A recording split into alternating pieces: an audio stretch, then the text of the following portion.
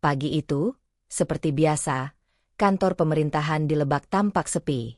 Hanya beberapa pegawai yang terlihat memasuki gedung, namun mereka segera menghilang ke ruang masing-masing tanpa menyapa siapapun.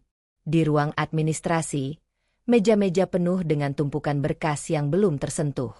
Di ruang arsip, lemari-lemari berisi dokumen penting terbuka begitu saja, seolah tak ada yang peduli. Di ruang kepala bagian, Budi, seorang pegawai senior, duduk santai di kursinya sambil menatap layar ponsel. Ia tidak terburu-buru untuk memulai pekerjaan, karena baginya hari-hari seperti ini adalah rutinitas yang nyaman. Gaji tetap masuk setiap bulan, tanpa perlu bekerja keras.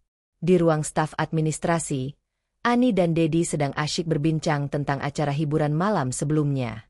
Mereka tertawa-tawa tanpa memperhatikan tumpukan berkas yang menunggu untuk diproses. Di ruang arsip, Rina dan Joko sedang bermain game di komputer, tanpa merasa bersalah sedikit pun. Di luar, masyarakat Lebak mulai merasakan dampak dari ketidakpedulian para pegawai negeri ini. Permohonan administrasi yang diajukan warga seringkali tidak diproses tepat waktu. Layanan publik yang seharusnya efisien malah terhambat oleh kelambanan birokrasi. Namun, mereka hanya bisa mengeluh dalam hati, karena tidak ada yang bisa mereka lakukan. Suasana seperti ini berlangsung selama bertahun-tahun.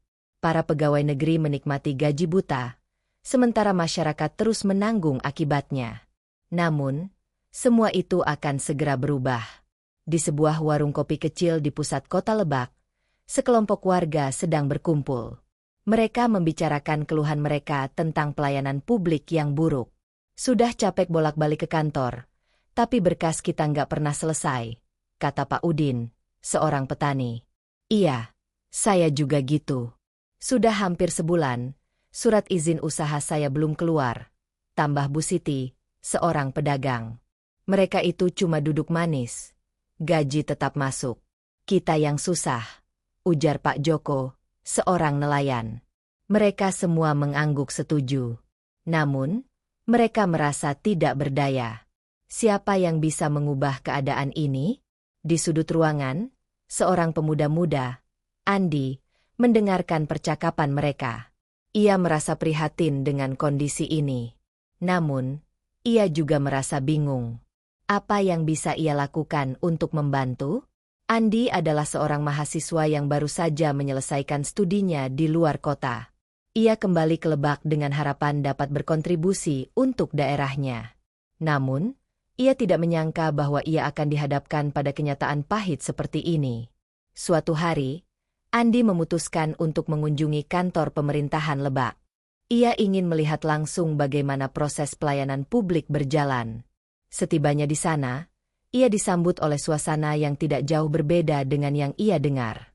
Para pegawai tampak acuh tak acuh, dan berkas-berkas menumpuk tanpa ada yang mengurus. Andi merasa kecewa. Ia tahu bahwa perubahan tidak akan datang dengan sendirinya. Ia harus melakukan sesuatu. Andi mulai mengumpulkan informasi tentang sistem birokrasi di Lebak.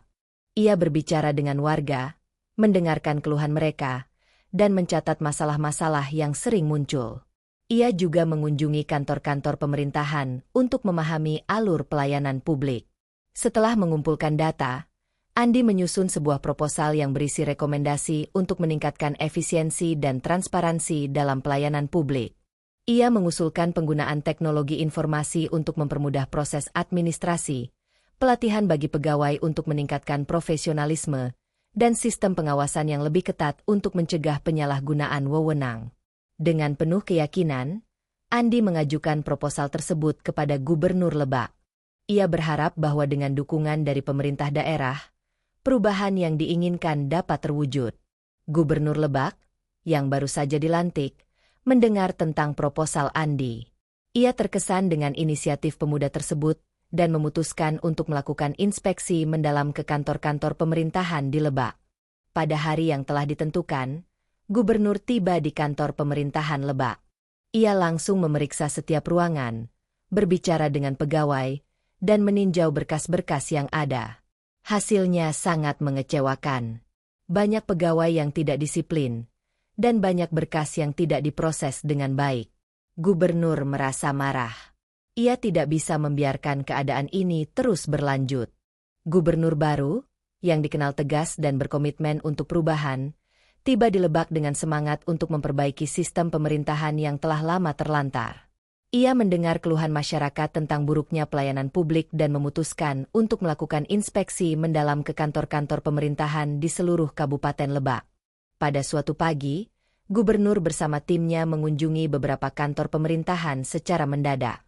Di Dinas Kesehatan, mereka menemukan ruang tunggu yang kosong tanpa petugas yang melayani pasien. Di Dinas Pendidikan, berkas-berkas administrasi berserakan tanpa ada yang mengurus. Di Dinas Kependudukan dan Catatan Sipil, antrean panjang warga tidak dilayani dengan baik. Gubernur merasa kecewa dan marah melihat kenyataan ini. Ia memanggil kepala dinas dan pejabat terkait untuk memberikan penjelasan. Namun, sebagian besar dari mereka tidak dapat memberikan alasan yang memadai atas kelalaian mereka. Pada suatu pagi, Gubernur bersama timnya mengunjungi beberapa kantor pemerintahan secara mendadak. Di Dinas Kesehatan, mereka menemukan ruang tunggu yang kosong tanpa petugas yang melayani pasien. Di Dinas Pendidikan, berkas-berkas administrasi berserakan tanpa ada yang mengurus. Di Dinas Kependudukan dan Catatan Sipil, antrean panjang warga tidak dilayani dengan baik. Gubernur merasa kecewa dan marah melihat kenyataan ini. Ia memanggil kepala dinas dan pejabat terkait untuk memberikan penjelasan. Namun, sebagian besar dari mereka tidak dapat memberikan alasan yang memadai atas kelalaian mereka. Setelah melakukan evaluasi, Gubernur memutuskan untuk mengambil tindakan tegas. Ia mengeluarkan surat keputusan yang memberhentikan dengan hormat pegawai yang terbukti tidak disiplin dan tidak melaksanakan tugas dengan baik. Keputusan ini diambil untuk memberikan efek jera dan menunjukkan bahwa pemerintah tidak akan mentolerir kelalaian dalam pelayanan publik. Keputusan gubernur ini disambut baik oleh masyarakat. Mereka merasa dihargai dan berharap pelayanan publik akan membaik. Namun, di balik keputusan tersebut, ada perubahan tak terduga yang akan mengubah nasib para pegawai yang dipecat. Setelah keputusan tegas gubernur untuk memecat para pegawai yang malas bekerja, perubahan aneh mulai terjadi. Mereka yang dipecat mendapati diri mereka berubah menjadi anjing. Kepala mereka berubah menjadi kepala anjing, sementara tubuh mereka tetap manusia. Perubahan ini terjadi secara bersamaan dan mengejutkan semua orang. Masyarakat yang sebelumnya kecewa dengan kinerja para pegawai negeri kini merasa terkejut dan bingung dengan perubahan tersebut. Beberapa merasa bahwa ini adalah hukuman yang pantas bagi para pegawai yang tidak menjalankan tugasnya dengan baik. Namun, ada juga yang merasa kasihan dan bingung harus berbuat apa. Para pegawai yang terubah menjadi anjing kini harus menghadapi kenyataan baru. Mereka tidak bisa lagi duduk di meja kerja, tidak bisa lagi menikmati gaji buta, dan harus beradaptasi dengan kehidupan sebagai anjing. Beberapa dari mereka merasa menyesal dan ingin kembali ke kehidupan semula, namun tidak tahu bagaimana caranya. Andi, pemuda yang sebelumnya mengajukan proposal untuk meningkatkan pelayanan publik, kini berusaha mencari cara untuk mengembalikan para pegawai yang terubah menjadi anjing ke bentuk semula. Ia berkonsultasi dengan berbagai pihak, termasuk ahli agama, ilmuwan, dan dukun. Namun tidak ada yang bisa memberikan solusi yang pasti. Cerita ini berakhir dengan refleksi mendalam tentang pentingnya integritas dan pelayanan publik. Masyarakat menyadari bahwa perubahan sejati datang dari dalam diri mereka sendiri, dan bahwa mereka memiliki kekuatan untuk mengubah keadaan. Para pegawai yang terubah menjadi anjing juga belajar untuk lebih menghargai tugas dan tanggung jawab mereka. Dengan perubahan yang tak terduga, para pegawai yang dulunya malas bekerja kini harus menghadapi kenyataan baru. Mereka yang berubah menjadi anjing kini hidup bersama masyarakat Lebak, yang sebelumnya kecewa dengan pelayanan publik yang buruk. Namun, masyarakat tidak membiarkan perubahan ini menghentikan langkah mereka. Mereka mulai mengorganisir diri untuk mengisi kekosongan yang ditinggalkan oleh para pegawai. Masyarakat Lebak mulai membangun kembali sistem pelayanan publik yang telah lama terabaikan.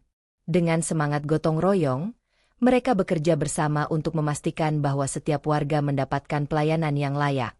Mereka membentuk kelompok-kelompok kerja untuk mengurus administrasi, kesehatan, pendidikan, dan kebutuhan dasar lainnya. Para pegawai yang berubah menjadi anjing juga mulai merasakan perubahan dalam diri mereka. Mereka yang dulunya malas dan acuh tak acuh kini mulai menunjukkan sikap yang berbeda. Mereka yang dulunya tidak peduli dengan tugas mereka kini mulai membantu masyarakat dalam kapasitas baru mereka. Cerita ini berakhir dengan pelajaran berharga bagi semua pihak. Masyarakat belajar bahwa mereka memiliki kekuatan untuk mengubah keadaan, dan bahwa perubahan sejati datang dari dalam diri mereka sendiri. Para pegawai yang berubah menjadi anjing juga belajar untuk lebih menghargai tugas dan tanggung jawab mereka.